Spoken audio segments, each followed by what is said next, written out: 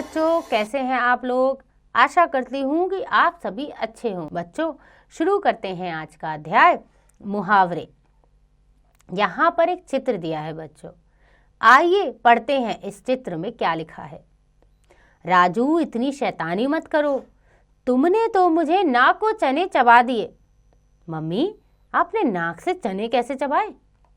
अरे पागल, नाको चने चबाने से मतलब है तुमने मुझे बहुत तंग कर दिया। ओह, समझ गया मम्मी।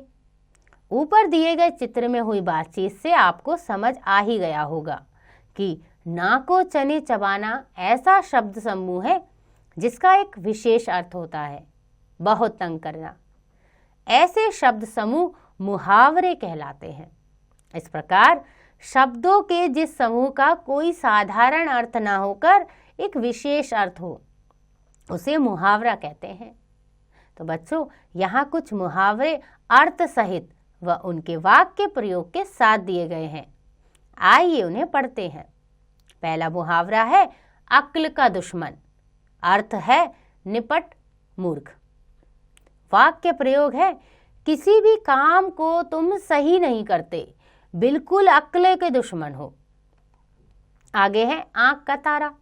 बहुत प्यारा, मेरा छोटा भाई मेरी आंख का तारा है। ईद का चांद होना यानी बहुत दिनों के बाद दिखना।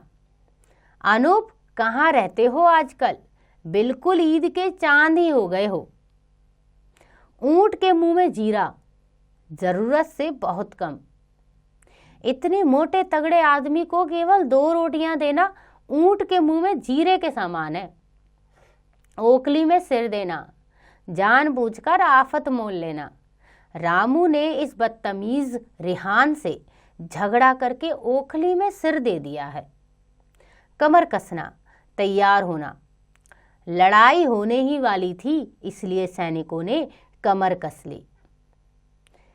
खाक छानना यानी बेकार घूमना। आहान को कोई काम वाम नहीं है क्या?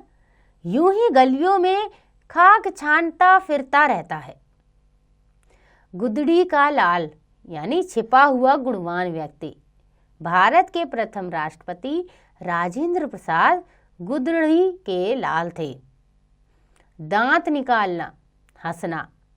पढ़ने पर ध्यान दो, यूं हर समय दांत निकालने में ना लगे रहा करो। फूला ना समाना, बहुत खुश होना। राजू की सरकारी नौकरी में चयन होने पर उसके पिताजी फूले ना समाए।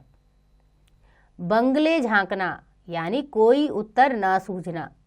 अध्यापक द्वारा प्रश्न पूछने पर राहुल बंगले झांकने लगा। तो बच्चों, ये थे कुछ उदाहरण मुहावरों के। आइए दोहराएं। मुहावरे अपना साधारण अर्थ न देकर एक विशेष अर्थ देते हैं। आशा करती हूँ कि आपको यह अध्याय समझ आ गया होगा। इसका अभ्यास आप स्वयं कीजिएगा।